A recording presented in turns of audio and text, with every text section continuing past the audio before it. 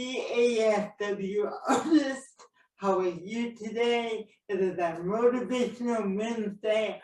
I am in the beautiful fishing community of Gloucester, Massachusetts. Was a hard word for me to say, but there's a specific reason why I'm here. And I'm actually gonna let you know that right away. This is where the film Coda was filmed, the award-winning film. The Troy Koster, the actor who played the father in the film, has been sweeping the award season. He's been nominated for several Best Supporting Actor honors and has won the majority of them. He's won a SAG Award, he won a BAFTA, he just won an Independent Spirit Award, he's nominated for Oscar, but there's a very specific reason why we're here for a Motivational Wednesday. So after we move and groove, I'm gonna let you know what that is and have a few special things to share today for our Motivational Wednesday. But before we do that, let's do a little moving and grooving, okay? And this song from The Clash is on the Coda soundtrack, and Coda stands for Children of Deaf Adults. All right?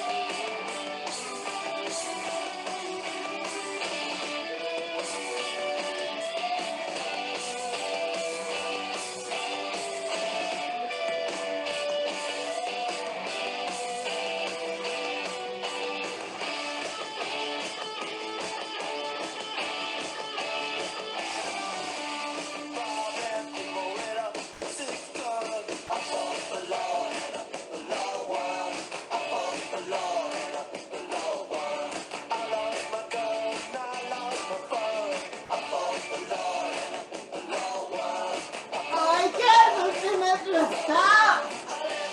Oh, good. Ooh, take a couple deep breaths. Good. All right, guys, like I said, I'm in Gloucester, Massachusetts. This is the setting of the background for the award-winning film that is sweeping the world right now, Coda.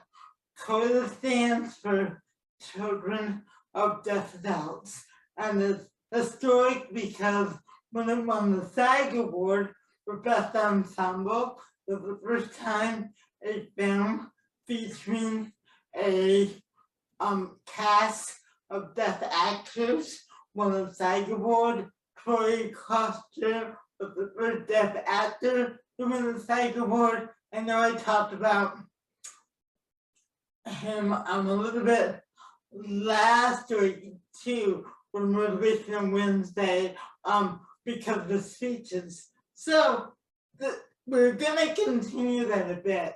At the beginning of the year, I talked about wanting to share interviews with you, and now that we're getting more into rehearsals on a Monday class for the radio show, I'm going to do that more on Motivational Wednesday to teach you about filmmaking, learn a little bit about filmmaking, our craft, what it's like to be on set.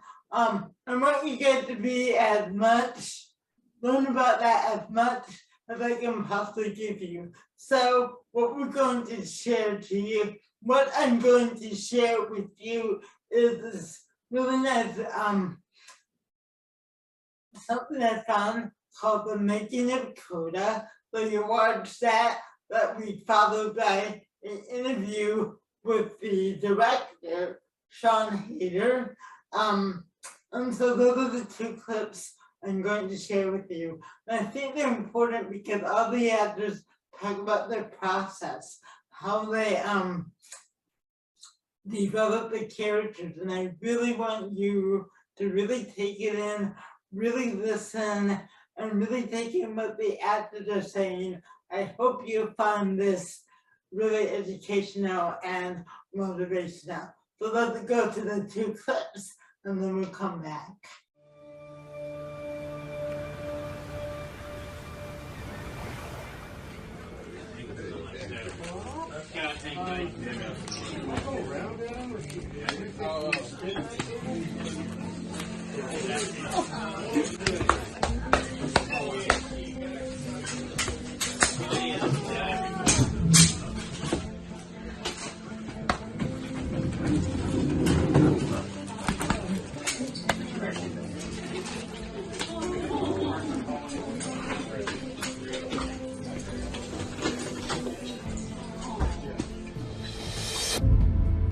When I first read the script, I immediately thought whichever actress is lucky enough to play Ruby is an incredibly lucky actress. You know, it's not every day that you get to learn 3 skills for a project. So I guess, I loved the story. I fell in love with the Rossi family, and I loved that they were so relatable and dysfunctional. I guess I loved that the script made me feel a lot. It made me laugh, it made me cry. And I just loved the character of Ruby. And I guess the thought of learning ASL and having singing lessons and I guess learning how to fish kind of excited me. It was loads of different skills that I had never even thought about learning but wanted to learn. So I was very, very excited when I found out that I got the part. 3 and all I need to get by, like the sweet morning dew. I took one look at you, and it was. you did not work on this. We did. Just not, like, together. Well, you know, when I first saw the script, I really was impressed that it was a deaf family, you know, strong deaf characters, and a coda, child of deaf adults, that was so cool. You know, we were the Rossi family on screen. They live in a small fishing town, and, you know, it's one of those towns where everyone knows each other, so I thought that was a cool element to the film as well, what they would go through as a deaf family in a small town. And I mean, I thought that was really neat. And my character, Leo, who is the brother, I could see a lot of myself in him. When I looked at his lines and in the script, his character, I could very easily imagine myself playing Leo on screen. I could easily see what that would be like. I knew it right away. So yeah, that's what I thought. When I first read the script, I really was amazed. It screamed, it said, Marley, this is yours. It belongs to you. I had to play the role of Jackie Rossi. I got so excited, which meant, and I knew that this is the script that I needed to do. So I told my team to get on board and pursue it to the entire way. I met with Sean Hayter. We had a lovely conversation. We talked about our vision, her vision for the film, and I was so grateful to be in it, really. Why is it always about you? I'm meeting people. I'm making friends. You know what? You should get out in the world too. Yeah.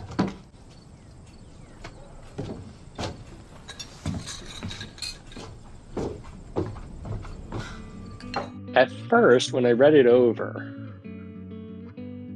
I saw that there's dirty sign language. Oh man, boy was I thrilled, because I knew people needed to see that. They needed to get that experience. And then using signing and authentic casting. It's not often that we get that opportunity. Hollywood historically is fearful of working with deaf talent, and getting authentic deaf actors who just happen to be deaf or other disabled people. And now with Coda, here we are. It's authentic, and we bring that to the screen. I was thrilled at that. And then the story, I've heard so many friends who were Coda themselves and have very similar experiences and resonate with the story, especially in the doctor scene, where they bring in the daughter to interpret or to help with the fishing business. It was, I think, really wonderful, having a different experience, seeing our culture. And I just wanted to go for it. There we go. How's that, Sean? Just a little bit water.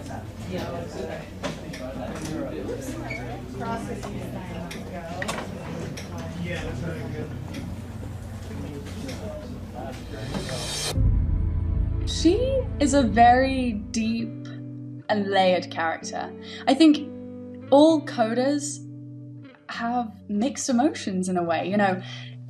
They've kind of they've shouldered a lot of responsibility at an early age, and although they absolutely love signing, they've been interpreting all their life, it's what they know, it's what they're really good at, but at the same time, sometimes you kind of not resent, but you want to kind of do normal teenage things. I think Ruby wanted to go swimming with Miles. She didn't want to have to go on the boat before school, and I think it's a coming of age story, and I think teenagers always reach that point where they kind of want to separate from their family and kind of create an identity apart from them. But I think Ruby realizes that maybe actually that's not what she wants, and then she starts to kind of hold herself back, and it's only when Leo tells her on the beach that she realizes that actually she's holding herself back and it wasn't her family at all. And Coda is basically a love letter to family. It's about this relatable, dysfunctional family who love each other more than anything in the world. Oh, here we go. She won the Yankee Miss Pageant.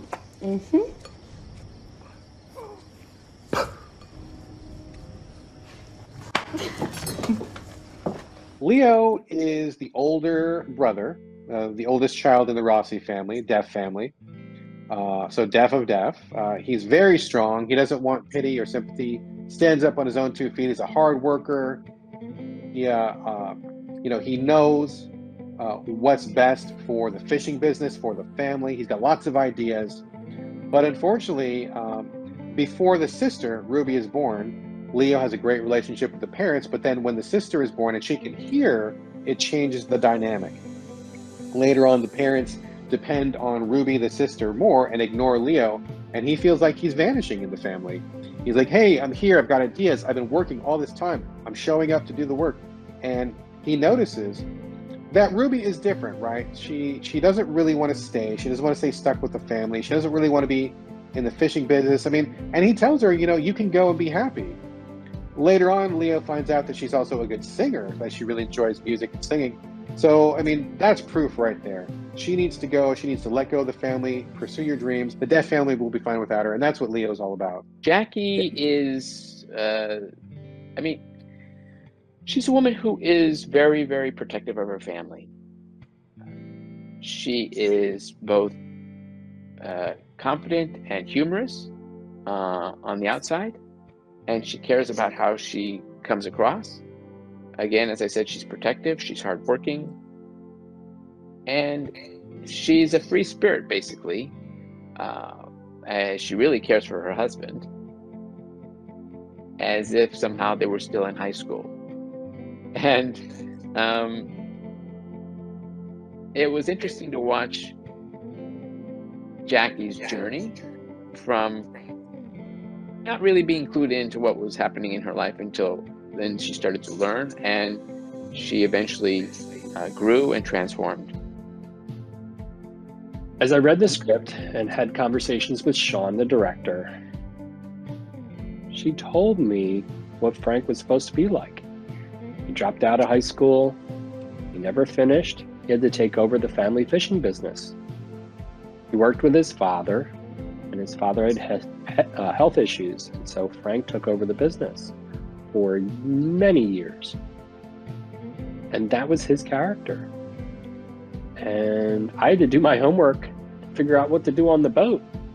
And Sean gave me different pictures and videos of the fishing community in Gloucester.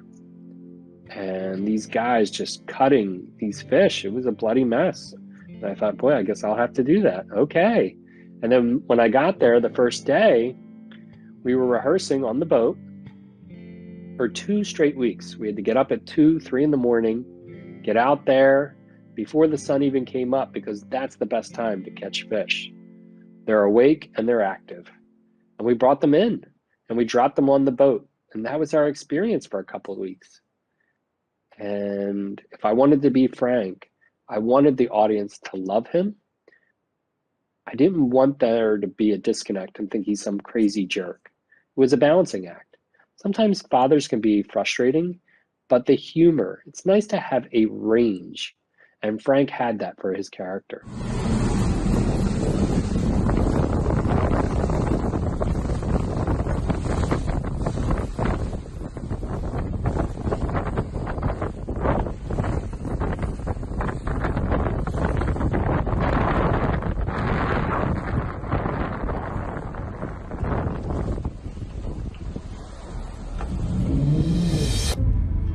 Okay, the first, I guess the most challenging scene was Both Sides Now, the audition scene at the end of Coda. Singing and signing was the hardest to do together. I guess, you know, when you're doing, you know, a film, you get, say, 7 takes for your coverage. In the edit, you have 7 takes to choose from. Whereas when I was singing and signing Both Sides Now, if I did 7 takes, but my sign language was only perfect in 1, that's the only take they can use. So I guess going into it, I kind of knew that I had to tonally be in the right place acting-wise. My singing had to be as perfect as possible because it was recorded live on set. And my sign language had to be perfect because otherwise they can't use any takes or just 1. So that was a little bit nerve-wracking. It was kind of like multitasking under pressure. And then the second most challenging scene was in the town hall when Ruby is interpreting for her dad and her brother and the fishing officials. Because I kind of went into that scene having to learn my lines in dialogue and sign language. I had to learn Troy's lines in dialogue and sign language. I had to learn Daniel's lines in dialogue and sign language, and I had to learn the fishing officials' lines in sign language in order to interpret. So I kind of, and my own, I forgot my own, and I had to learn my lines in sign and dialogue. So I kind of went into that scene having to know everybody's lines in sign language and in dialogue. So that was hard, but as I said before, I love a challenge, and it was a very fun scene to film. You know, I would have to say when we were on the boat, the fishing boat, you know, it's a, I mean, I don't know, maybe like 15 people on this boat. There's cameramen, there's interpreters, there's actors, there's makeup artists. Everybody's in this boat and we're kind of like dancing around. Where can we stand? You know, where do we go? I mean, I think that was pretty challenging, honestly. But in terms of the rest of it, I felt like we rolled right along. And just to clarify, you know, as a deaf actor, do we have extra challenges? No, I wouldn't say so. I mean, for sure, everyone has challenges, right? But just in different ways. I mean, you know, I don't have an extra challenge because I'm deaf. I mean, I have a challenge because I'm an actor, or, you know, just like anyone else would. I think one of the most challenging scenes for me was when Jackie made the comment, "You want to sing? If we were blind, would you want to be a painter?" And I think that's probably selfish on Jackie's part to make a comment all about herself, about what her daughter wants to do. But I can't really blame her. She didn't know. She didn't realize how dependent she was on working. I mean, she didn't realize that her daughter had to have her own identity. She had to have her own goals, her own hopes, her own dreams, her own desires. And maybe communication, maybe they didn't communicate that enough, but for Jackie, it became a learning curve. And then she learned on so many different levels. It was a hard scene for me to film that. I had a discussion with Sean, my director. I struggled with that because I cringed at having to say those lines. You know, thinking about that, every time we did a take, I was like, oh my gosh, I can't believe I had to say this again. But you can't blame Jackie. She wasn't really clued in. She just wasn't familiar or aware of her daughter's needs. And listen, she came out of it though. The challenge is the first time seeing all these other hearing people clapping and having these emotional responses around me. And I felt a little left out. And that feeling shows my experience. You know, that the fact that we're not fully a part of that community yet. And I was glad to have that opportunity. And the other challenge was fishing. I wasn't used to getting up in the early hours. I was grumpy. I needed my coffee. I needed my espresso, you know, to get there on the boat. And then the other challenge was they had these microphones that were attached under these hidden wires. And I thought, what do you need that for? I'm deaf. I'm not going to be using my voice. What do I need a mic for? And they said, well, when you're signing, it interacts with your clothes, and we're listening to that. And I thought, okay. And then when we were done work, I was ready to leave, and I forgot to detach the microphone. And this guy's chasing after me, Troy, we need your mic. Oh, okay, here you go. Sorry, I forgot. And then the next day we were ready to go, and they came right up to me with this microphone. Okay, felt like a snake that was trying to attack me. But that was a challenge with that mic. I thought, why bother? But then I understood it has to do with the sound and everything. So.